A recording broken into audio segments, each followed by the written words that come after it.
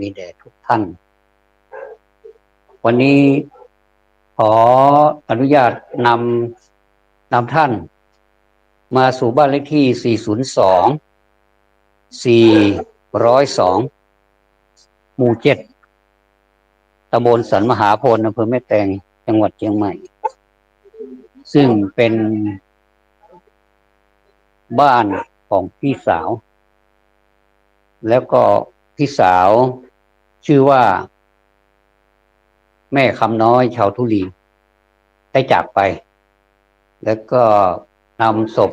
จากโรงพยาบาลมหาราชนครเชียงใหม่มาสู่บ้านตั้งแต่วันที่6 สิงหาคมจนถึงบัดนี้ได้เวลาที่จะทำการส่งชาปนกิจเป็นการนำเอาสรีระไปสลายร่างไปสลายหน้าชาปนสถานบ้านปากทางหมู่ที่7วันนี้เป็นรายการพิเศษนำท่านเข้าสู่บ้านเลขที่402ดังที่กล่าวแล้วนะครับแม่คำน้อยชาวทุลีสิริอายุ84 ปีเป็นขวัญใจของลูกๆเป็นลูกที่ดีของพ่อแม่เป็นลูกคนโตของพ่อแม่แล้วก็มีทายาทหลายคนเป็นทั้งผู้ชายเป็นทั้งผู้หญิงทั้งผู้ชายทั้งผู้หญิงนั้นเป็นผู้หญิงส่วนผู้ชายมีคนเดียวผู้ชายมีคนเดียวแต่ผู้หญิงมีหลายคนแล้วก็ลูกชายลูกหญิงมีงานทำมีความมุ่งมั่นมีความอดทนมีการดูแลเอาใจใส่คุณแม่เป็นอย่างดีจนกระทั่งวินาทีสุดท้ายของการจากไปของคุณแม่ซึ่งได้อุทิศส่วนบุญส่วนกุศลให้อย่างเต็มกำลังปรากฏว่ามีญาติพี่น้องและก็คนรู้จักได้มาแสดงความอาลัยแสดงไมตรีจิตมิตรภาพเป็นธรรมดานะครับเกิดแก่เจ็บตายเกิดขึ้นในโลกนี้ในเมื่อมันเกิดมันแก่มันเจ็บและสุดท้ายมันก็ตายเมื่อตายแล้วก็จับเก็บไว้ก็ไม่ได้เพราะว่าจะเสียหายจำเป็นอย่างยิ่งที่จะต้องทำลายสรีระที่เคยใช้อยู่เป็นประจำนั้นให้หมดไปให้กลายเป็นธาตุดินน้ำลมไฟไปตามที่ได้รับมาแต่มันแปลกตรงที่ว่าตอนที่มานี้มาแบบครบองค์แต่ขากลับไม่ครบองค์ก็คือสูญสลายกลายเป็นเท่าไปหมดเลยก็จะเหลือแต่กระดูกเรียกว่าอัฐิเป็นชิ้นกระจัดกระจายแล้วเราก็ทำบุญไปเก็บอัฐิกันอีกนอกจากเก็บอัฐิแล้วก็จะเป็นการสังฆะหมายถึงการที่นิมนต์พระสงฆ์มาสาธยายพระพุทธคุณพระธรรมคุณพระสังฆคุณเพื่อเป็นการเสริมกำลังใจทั้งได้โอกาสได้อุทิศไปหาผู้วายชนด้วยอีกอย่างหนึ่งก็เป็นการเสริมกำลังใจให้แก่ที่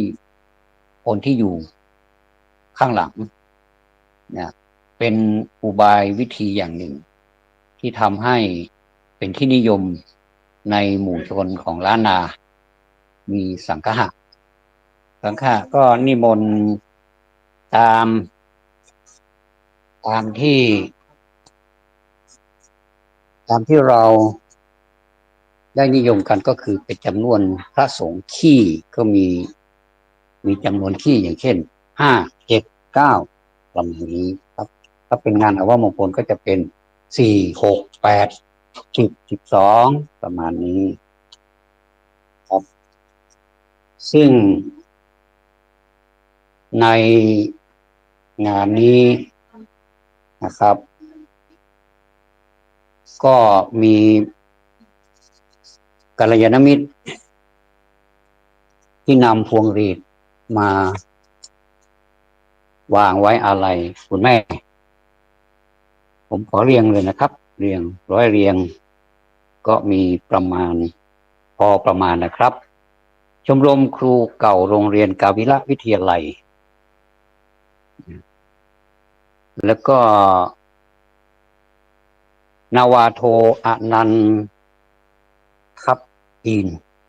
พร้อมภริยาศิษย์เก่าวัฒโนไทยพายัพ320/522320/522ศิษย์เก่าแม่แตงรุ่น13/2521เพื่อนนะครับ ปวทไฟฟ้าเทคนิคเชียงใหม่2525นะครับโรงเรียนกาวิระวิทยาลัย เพื่อนร่วมรุ่นมตคือร่วมรุ่นแม่แตงโรงเรียนแม่แตงนะครับ16มต16มศ3กับมศ5รุ่นสุดท้ายแล้วก็มีคอนรุ่น9เมคอนรุ่น9มหาวิทยาลัยเชียงใหม่ได้นำพวงหรีดลูกหลานครอบครัวชาวทุลีปัญโยพร้อมทั้ง ปยารมครับก็ต้องขอกราบขอบพระคุณทุกท่านที่ได้นำพวงหรีดมาวาง ในงานของคุณแม่นะครับนอกจากนี้ก็ต้องขอขอบคุณมายังผู้มีส่วนในการใช้พละกำลังอย่างมากในการที่จัดสถานที่จัดโต๊ะเก้าอี้จัดเต็นท์ในการอุปการะในการอนุเคราะห์จากเทศบาลตำบลสันมหาพลได้นำเต็นท์ได้นำโต๊ะได้นำเก้าอี้มาบริการโดยการประสานงานของท่านสทเมนะครับสทเมเป็นสทเขตบ้านปากทางหมู่ที่7นะครับขอบพระคุณผ่านรายการนี้ด้วยนะครับแล้วก็นอกจากนี้การกางเต็นท์การตั้งโต๊ะตั้งเก้าอี้เป็นการใช้กำลังทางนั้นตลอดถึงการติดไฟฟ้าสถานที่ต่างๆในท่ามกลางของสายฝนที่ตกมาตั้งแต่วันที่นำคุณแม่มาสู่ที่บ้านแต่วันนี้ไม่มีสายฝนเลยถือว่าเป็นโอกาสที่น่าจะเป็นการอำนวยให้การดำเนินพิธีการผ่านพ้นไปด้วยดีในเช้าวันนี้นะครับทางลูกหลานได้นิมนต์พระสงฆ์จำนวน6รูปได้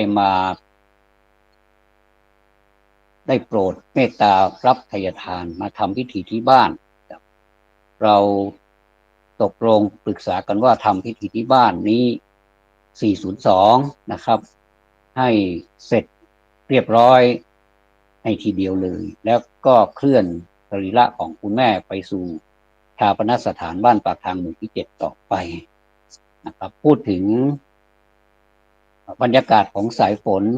3-4 วันที่ผ่านมานั้นเป็นสายฝนที่ตกทั้งวัน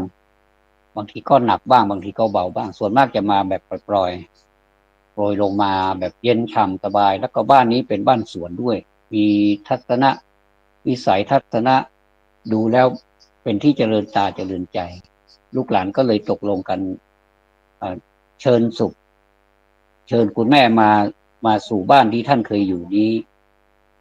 ก็ ทุกสิ่งทุกอย่างก็ผ่านพ้นไปด้วยดีในท่ามกลางของการทำความเข้าใจกันบ้างหรือว่าต้องทำความเข้าใจกันจะทำอะไรแต่ละอย่างจะต้องทำความเข้าใจกันเพราะลูกมีหลายคน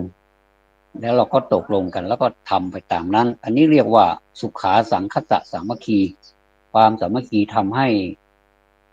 สังคมเล็กๆอย่างเช่นครอบครัวตลอดถึงสังคมใหญ่ๆเป็นมหาภาคให้มีความสุขให้มีความร่มเย็นนั่นเองนะครับ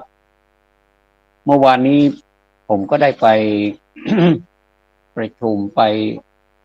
อบรมก็เชิญไปอบรมในเรื่องของศักยภาพของผู้มีจิตอาสากศนการศึกษานอกโรงเรียนหรือว่าการศึกษาตามมัธยสัยแต่ตอนนี้เปลี่ยนเป็นสกรนะครับสกรเราเป็นชื่อใหม่เราก็ยังไม่ค่อยคุ้นเท่าไหร่เสร็จแล้วเราก็ได้รับความรู้มากมายจากการที่มีความรู้นี้จึงทำให้ผมจะต้องขอบพระคุณวิทยากรนะครับที่เปิดสิ่งเหมือนกับในดวงใจของเรานี้เป็นห้องมืดแต่ท่านเป็นหลอดไฟฟ้าแล้วก็มีอุปกรณ์มีสวิตช์ต่อ เป็นกระแสไฟฟ้าท่านก็ไปเปิดสวิตช์ให้พวกเราได้มีความสว่างนะหรือว่าเปิดของที่มันทับหงายขึ้นมาให้รู้ว่าเปิดของคว่ำให้มันหงายแล้วเราก็เป็นภาชนะเป็นแก้วน้ำที่พร่องน้ำนะครับเราไม่เต็มไปด้วยน้ำแล้วเวลาใส่น้ำมันก็จะล้นทุกคนก็มาจากหลายตำบลนะแล้วก็เราก็เป็นตำบลหนึ่งคือตำบลสันมหาพลตกลงว่ากศนหรือว่าสกรเนี่ยเชิญทุกตำบลเลยนะครับเชิญทุกตำบลโดยมีท่านผู้อำนวยการสกรแม่แตงนะครับมาเปิดงานบรรยากาศก็เป็นไปด้วยความเป็นกันเองแล้วก็เหมือนกับญาติพี่น้องมีการสอบถามมีการพูดกันเหมือนกับ เป็นการสนทนาแลกเปลี่ยนความคิดเห็นโดยเฉพาะอย่างยิ่งวิทยากรท่านก็พูดดีเหลือเกินนะครับทั้งสองท่านเมื่อวานนี้มี2 วิชากว่านี่ก็หน่อยเดียวประมาณสักนิดเดียวเองนะครับแล้วเราก็รับประทานอาหารอย่างอร่อยเมื่อวานนี้มีน้ำพริกลงเรือไปเหนือล่องใต้แล้วก็มีผักของเคียงก็คือมีแตงกวามีหน่อไม้เทพธิดาดอยน้องนางบ้านนาเป็นน้องนางบ้านนาเทพธิดาดอยแต่เมื่อวานนี้ไม่ใช่เทพธิดาดอยไม่ใช่น้องนางบ้านนานะครับแต่เทพธิดาดอยกับน้ำพริกลงเรือแต่ก็ไปกันได้แล้วก็มีแกงเขียวหวานรู้สึกจะเป็นเขียวหวานไก่แล้วก็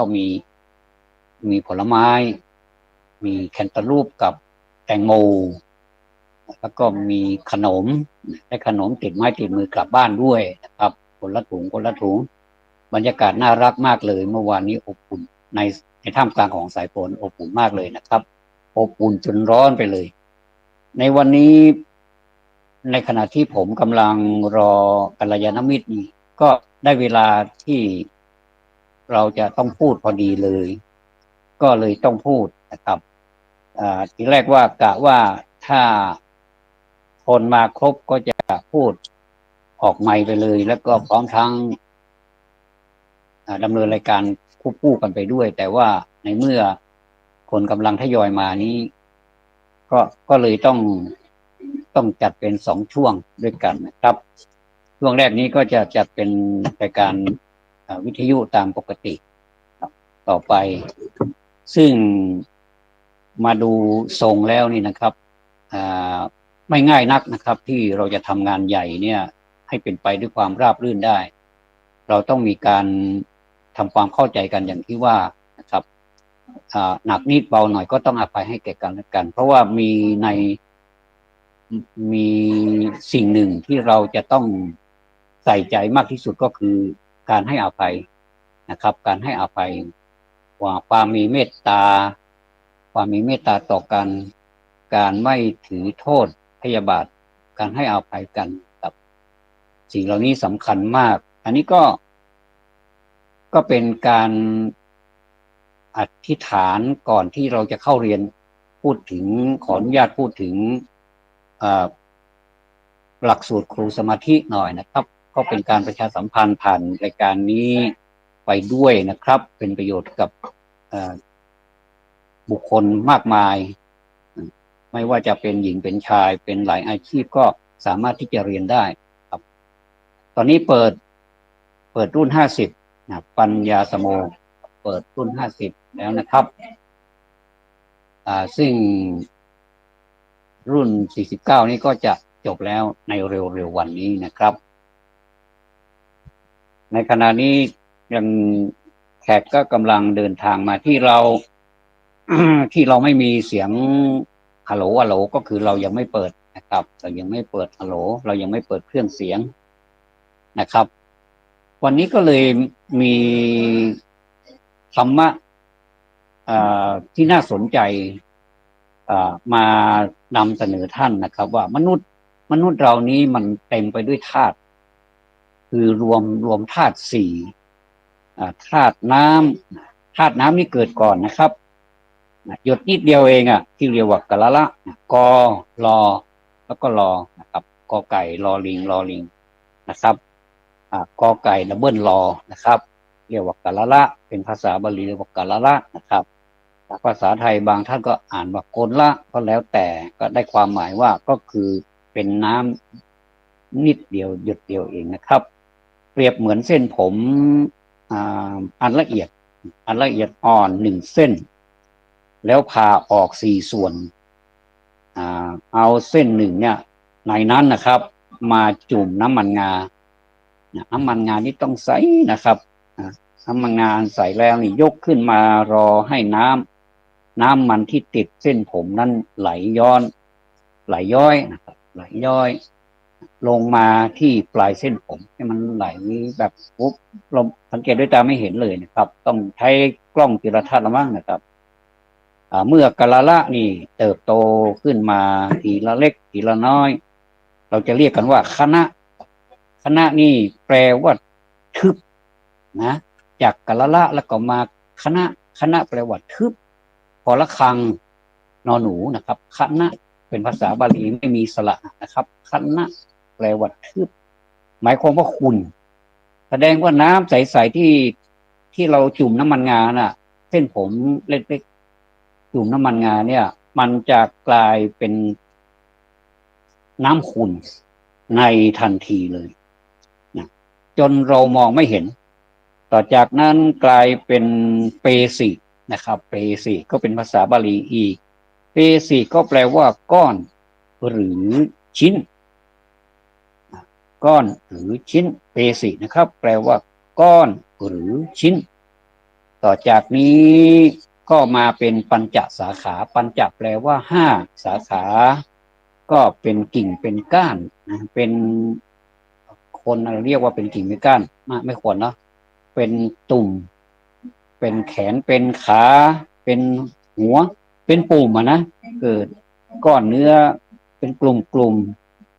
ก็จะเกิดเป็นปุ่มขึ้น5ปุ่มที่1หัวนะขณะนี้ท่านผู้มีเกียรติก็กำลังเดินทางมาผมก็กำลังจะดำเนินรายการอยู่นะครับก็ทำหน้าที่ของท่าน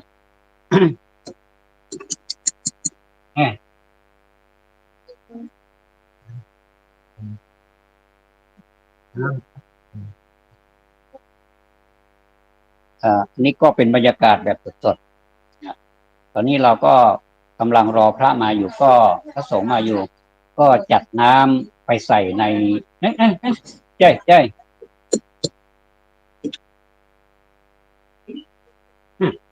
พูดปุ่มที่1ก็คือหัวปุ่มที่2จะเป็นแขนปุ่มที่2ที่3นี่เป็นแขนขวาแขนซ้ายนะครับอันนี้เรากำลังพูดถึงองค์ประกอบของมนุษย์ที่เกิดมาตั้งแต่แรกทุกคนจะเป็นแบบนี้แล้วก็ปุ่มที่4ที่5นี่เป็นขาขวาและขาซ้ายปุ่มที่3ที่4เป็นข้างแขนข้างขวาข้างซ้าย ปุ่มที่ห้าปุ่มที่สี่ที่ห้านี่เป็นขาขวาและขาซ้ายนะครับก็ค่อยๆมีอาการ32ครบบริบูรณ์เนี่ยเราเกิดมาแล้วมีอาการ32เราดีใจมากเลยนะครับตาหูจมูกลิ้นพวกนี้เราก็สบายมากเลยก็ใช้งานได้ตลอดชีวิตนะนอนอยู่ในครรภ์มารดานั้น28สัปดาห์นับเอานะครับว่า28สัปดาห์นานเท่าไหร่นะครับเป็นอย่างน้อยนะครับ28สัปดาห์นี่เป็นอย่างน้อยยิ่งนานเท่าใดยิ่งแข็งแรงถ้าออกจากครรภ์เสียก่อนถ้าออกคือเกิดก่อนกำหนดเนี่ยก็จะไม่ค่อยแข็งแรงไม่ค่อยสมบูรณ์นะหรือว่าบางที ไม่คงสภาพเป็นมนุษย์หรือจะเรียกว่าแท้งหรือตกเลือดก็ได้ครับในอัตภาพการเป็นมนุษย์นั้นนี่เริ่มต้นด้วยกัลละแล้วก็มาคณะแล้วก็มาเปสิถ้าแตกสลายก็เป็นอันหมดหวังนะครับอันนี้คือเริ่มต้นมาจากกัลละเป็นเป็นเอ่อเป็นน้ำหยดเดียวก่อนแล้วก็เปรียบไปเหมือนกับเอาเส้นผมมาชุบน้ำมันงา1 เส้นแล้วก็ให้ปล่อยเส้นผมนะให้น้ำมันงาน่ะไหลมาตามเส้นผมอันนี้แหละครับที่เป็นกำเนิดของกัลละคือต้นกำเนิดของมนุษย์ทุกคนที่เกิดมาเสร็จแล้วก็เส้นผมนี่ไม่ใช่เส้นผมแล้วดึงออกมาแล้วก็เป็นเส้นผมต้องมาเส้นหนึ่งก็แยกออกมาเป็น4 ส่วน1 ใน 4นั่นแหละครับเอามาจุ่มน้ำมันงาครับแล้วก็เกิดอะไรขึ้นก็มันก็จะเติบโตขึ้นทีละเล็กทีละน้อยต่อไปก็จะเรียกว่าคณะนี่เป็นแปลว่าทึบนะครับหมายความว่าขุ่นข้นจนมองไม่เห็นไม่สามารถที่จะสังเกตด้วยตาเปล่าเห็นได้ต่อจากนั้นก็จะเป็นเปสิปอสระเอสอสระอีเปสิแปลว่าก้อนหรือชิ้นต่อจากนี้ก็จะเป็นสาขา5นะครับ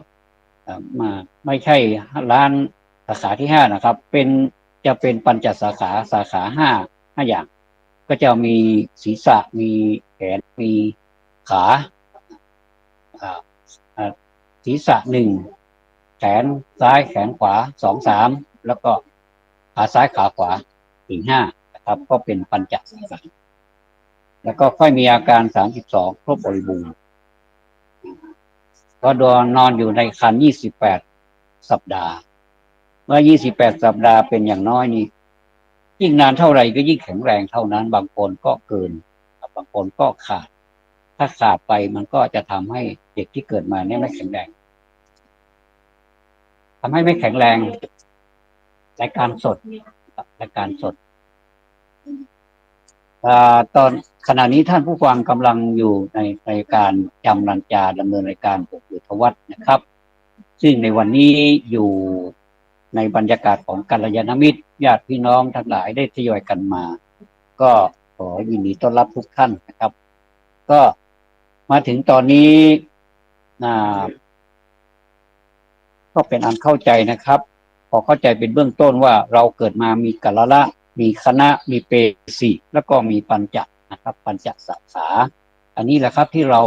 มันเป็นเส้นผมบางภูเขาที่เรายังไม่ค่อยรู้กันว่ามนุษย์เราเกิดมาจากอะไรความจริงเกิดมาจากสิ่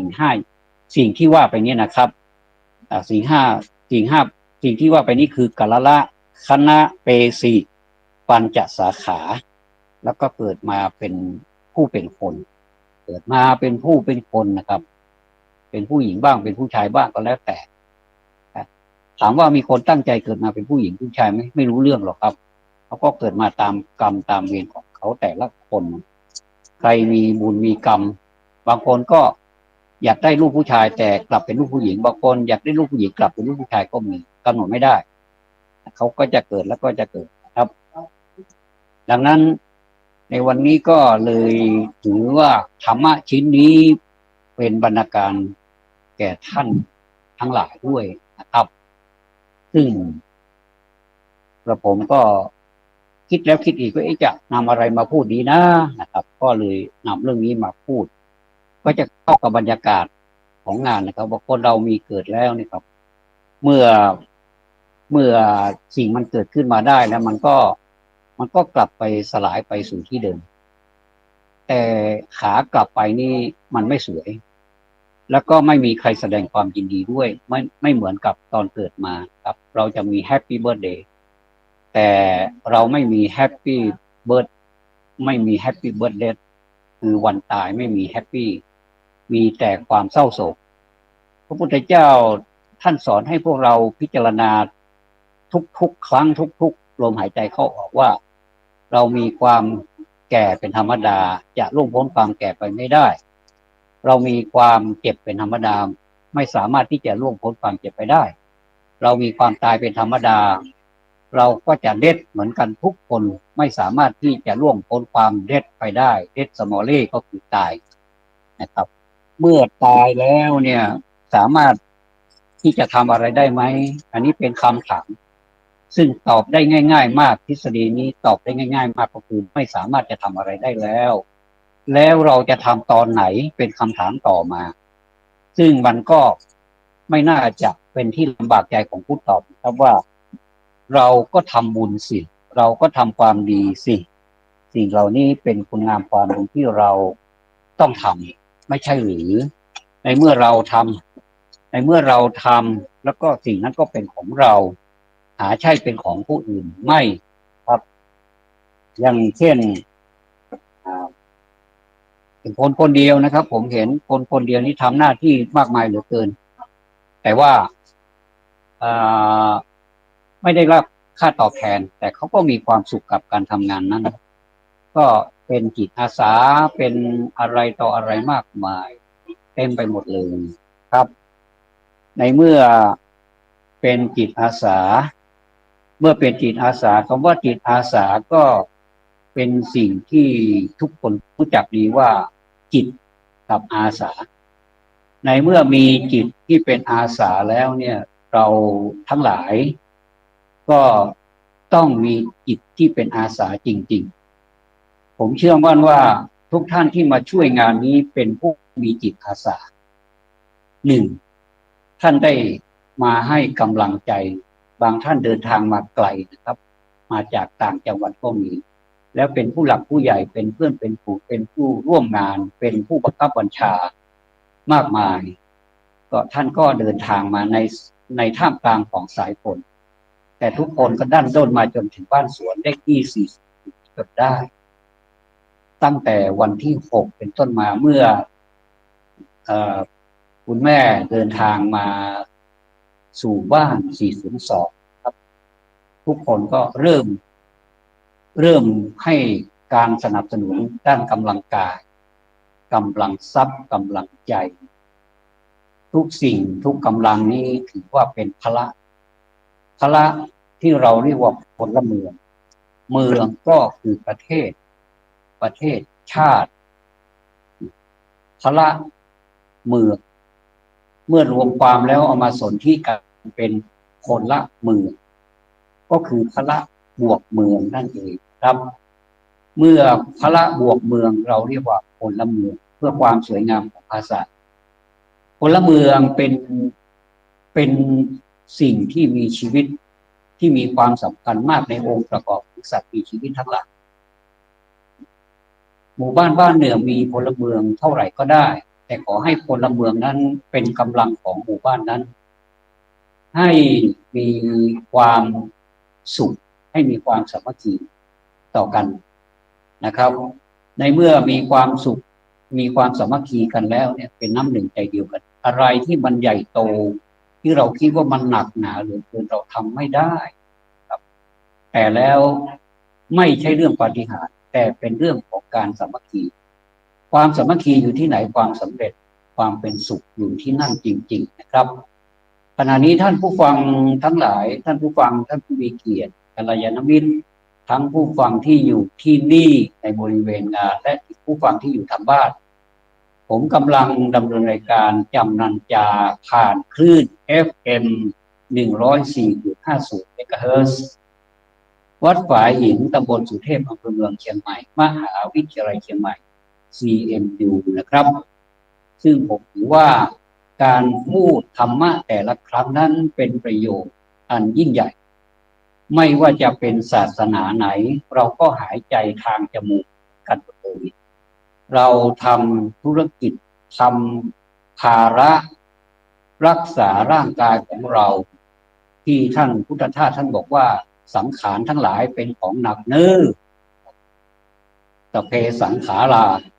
สังขารทั้งหลายเป็นของหนักเนื้อจริงๆนะครับเป็นของหนักจริงๆขณะนี้เรารับประทานอาหารกันมื้อเช้าไปเรียบร้อยแล้วยังอีกเราต้องหิวอีกในมื้อกลางวันแล้วมื้อกลางวัน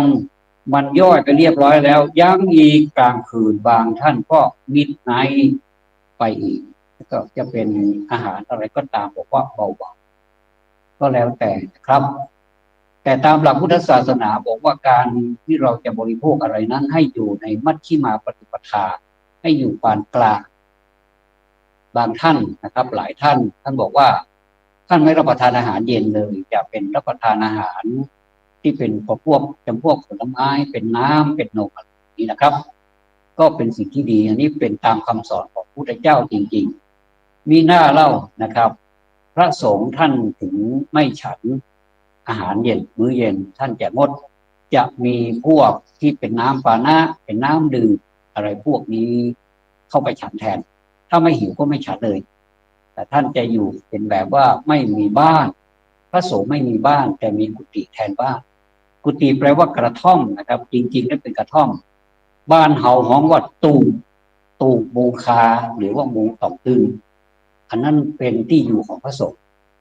ในสมัยก่อนนั้นจริงๆสมัยพุทธเจ้าพระสงฆ์ยังไม่มีกุฏิมีก็มีน้อยมากพระสงฆ์จะอยู่บริเวณวิหารนี้วิหาระจะแปลว่าเป็นที่อยู่นะครับเหมือนว่าพรหมวิหารก็แปลว่าที่อยู่ของพรหมวิหารแปลว่าที่อยู่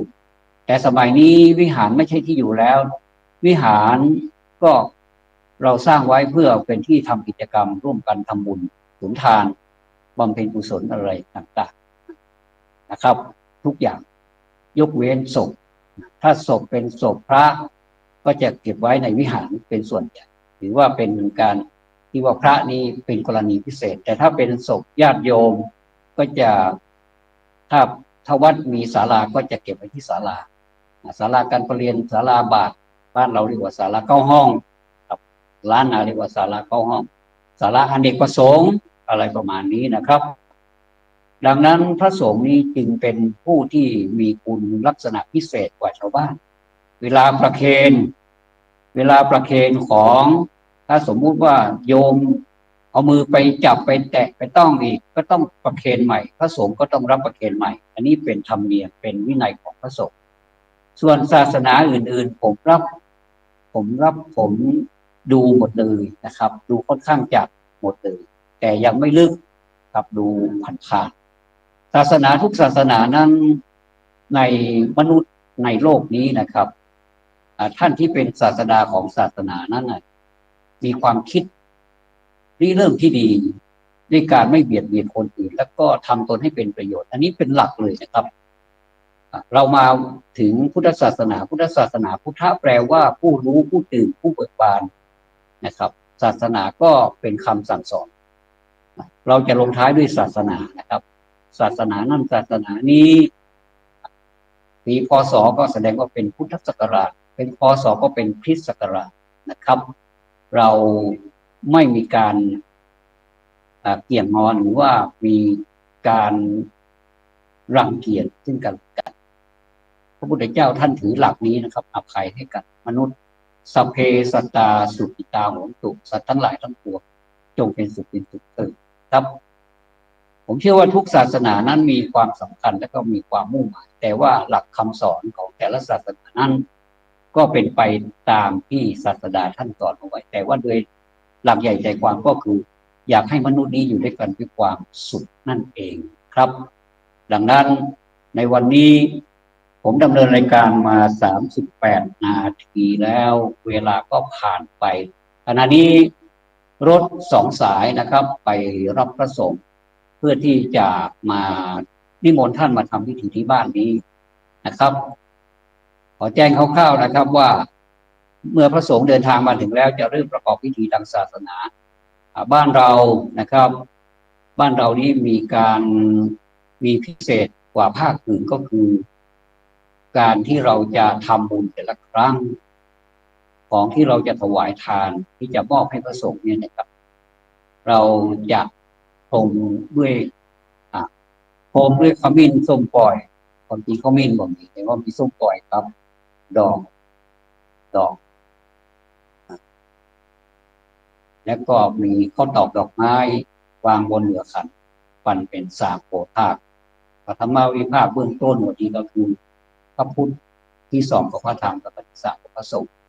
เอาจากทำการปูจาทำการสละสลงของกิจการก่อนแล้วเราก็จะบรรยายถึงว่าการเกิดแก่เจ็บตายนั้นเป็นยังไงซึ่งมาในรูปของการเป็นตานนั่นเองนะครับอันนี้เป็นภาคล้านนาแล้วนะครับ การเวรตาลแต่ละครั้งนั้นจะยาวจะสั้นมันก็อยู่ที่บรรยากาศหรือว่าอยู่ที่สิ่งแวดล้อมว่าควรจะเวรสั้นหรือเวรยาวในเมื่อญาติโยมมาครบแล้วพระสงฆ์ครบองค์ประกอบแล้วนะครับ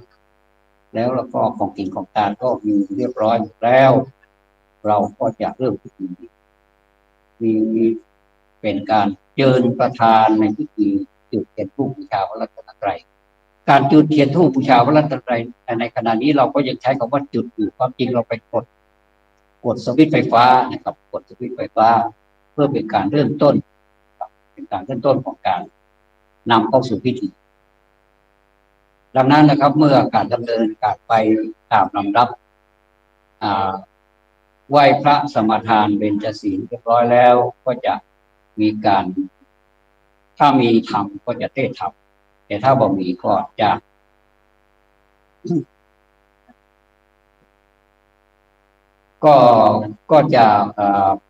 เป็นการสุมาโกตานกับสุมาโกตานแล้วก็โอกาสตานโอกาสเป็นตานแล้วก็ถวายตานเมื่อพระสงฆ์รับทายทานเป็นที่เรียบร้อยท่านก็จะอนุโมทนาคาถาขึ้นต้นด้วยยะถาวาริวาอปูราปริภูเรสาครังนะครับถ้าจะเปรียบไปก็เหมือนว่าสิ่งทั้งหลายที่ท่านนำมาถวายเนี่ยตอนนี้ถ้าจะเปรียบไปนี่ก็เหมือนกับมันเป็นสิ่งที่ยิ่งใหญ่เป็นห่วงน้ำกับสาครังนะครับแล้วก็ท่านก็จะว่าไปจนจบแล้วก็จะมีพระรูปที่สองโดยปกติรับ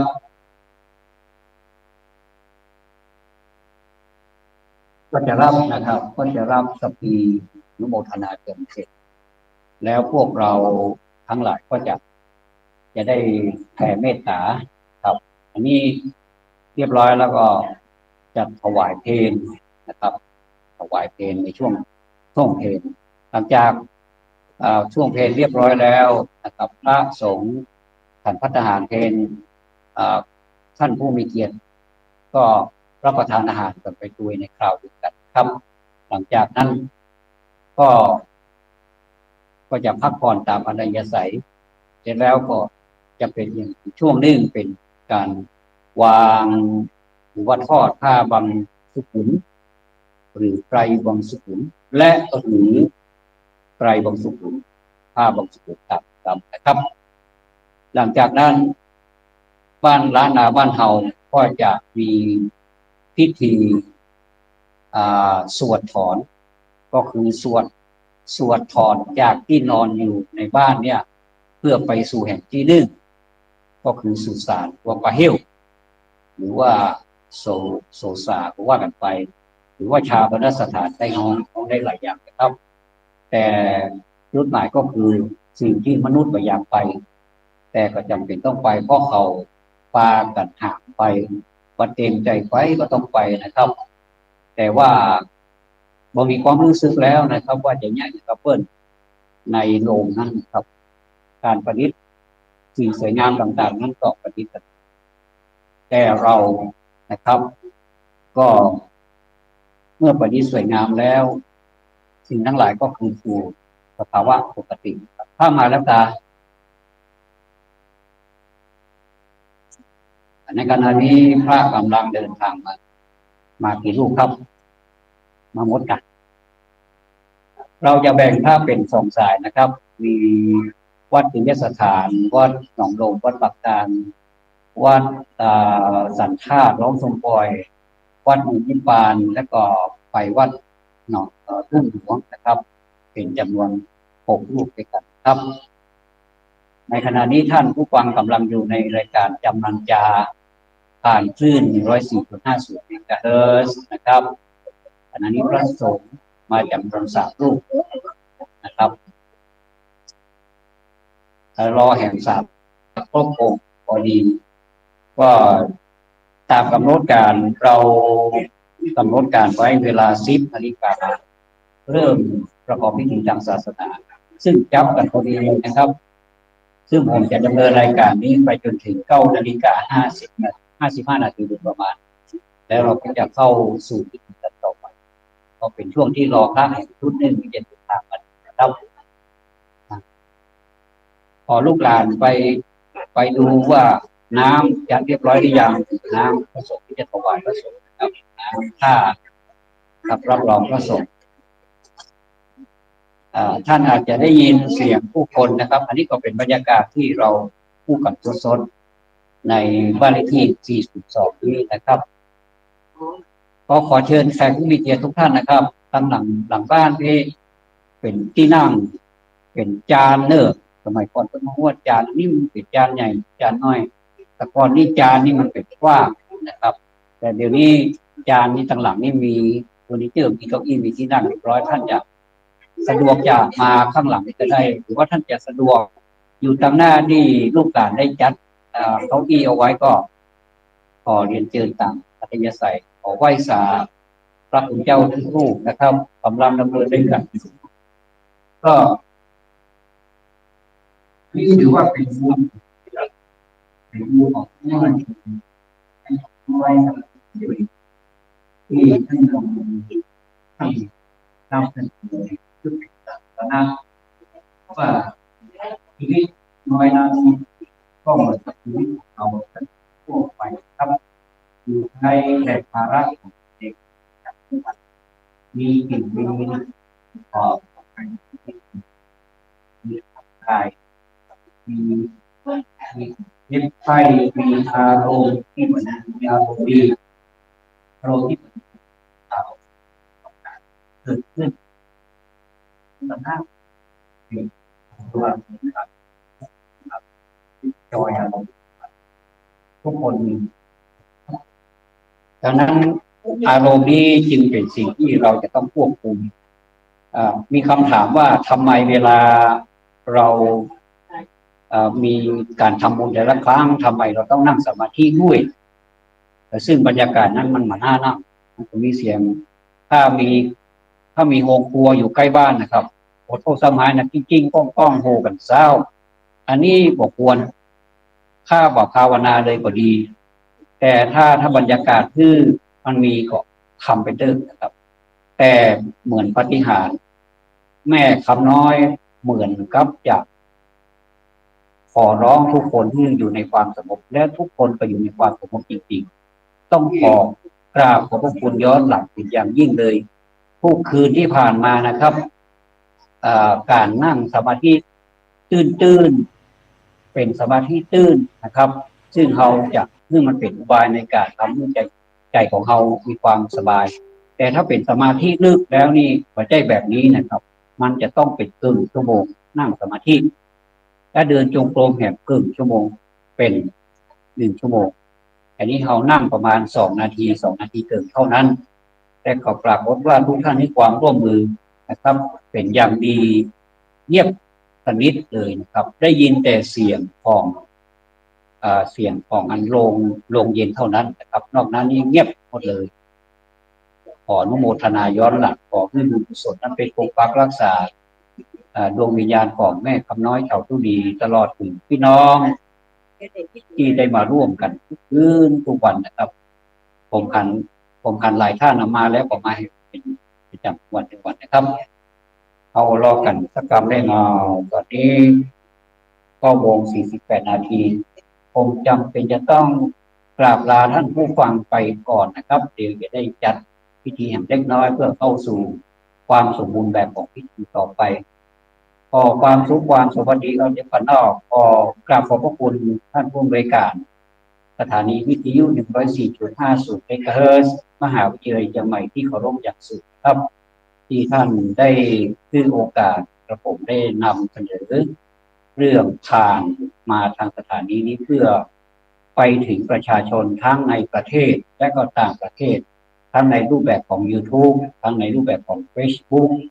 ต่างๆเหล่านี้เป็นประโยชน์ของกราบขอบคุณอย่างสูงครับขอนำรายการนี้จากลาท่านผู้ฟังไปก่อนจนกว่าเราจะพบกันใหม่ในวันพุธและวันพัดตามปกติ9 โมงถึง 10 โมงขอความสุขความสวัสดีจงมีแด่ท่าน